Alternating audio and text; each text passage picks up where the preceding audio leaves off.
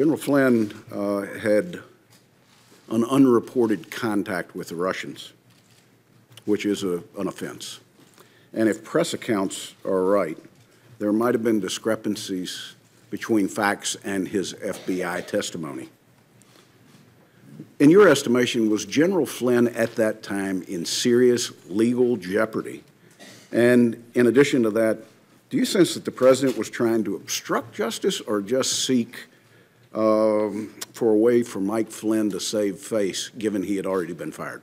Well, General Flynn at that point in time was in legal jeopardy. There was an open FBI criminal investigation of his statements in connection with the Russian contacts and the contacts themselves. And so that was my assessment at the time. I don't think it's for me to say whether the conversation I had with the President was an effort to obstruct. I took it as a very disturbing thing, very concerning, but that's a conclusion I'm sure the special counsel will work towards to try and understand what the intention was there and whether that's an offense. Director Comey, you have been criticized publicly for the decision to present your findings on the email investigation directly to the American people. Have you learned anything since that time that would have changed what you said or how you chose to inform the American people? Honestly, no. I mean, it caused a whole lot of personal pain for me, but as I look back, given what I knew at the time and even what I've learned since, I think it was the best way to try and protect the justice institution, including the FBI.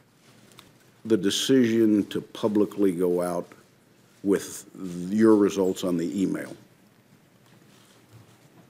was your decision influenced by the Attorney General's tarmac meeting with the former President Bill Clinton? Yes, in a ultimately conclusive way. That was the thing that capped it for me, that I had to do something separately to protect the credibility of the investigation, which meant both the FBI and the Justice Department. At one point, the Attorney General had directed me not to call it an investigation, but instead to call it a matter, which confused me and concerned me. But that was one of the bricks in the load that led me to conclude I have to step away from the department if we're to close this case credibly. Now, you've had extensive experience at the Department of Justice and at the FBI. You've worked under presidents of both parties. What was it about that meeting that led you to determine that you needed to start putting down a written record? A combination of things. I think the circumstances, the subject matter, and the person I was interacting with. Circumstances first, I was alone with the President of the United States, or the President-elect, soon to be President. The subject matter, I was talking about matters that touch on the FBI's core responsibility and that relate to the President-elect personally. And then the nature of the person. I was honestly concerned that he might lie about the nature of our meeting, and so I thought it really important to document.